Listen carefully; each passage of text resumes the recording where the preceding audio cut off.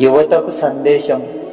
ఇప్పటి తరం వారిపై, ఆధునిక యువతపైనే నాకు విశ్వాసం. వారి నుండే నా కార్యనిర్వాహకులు రాగలరు.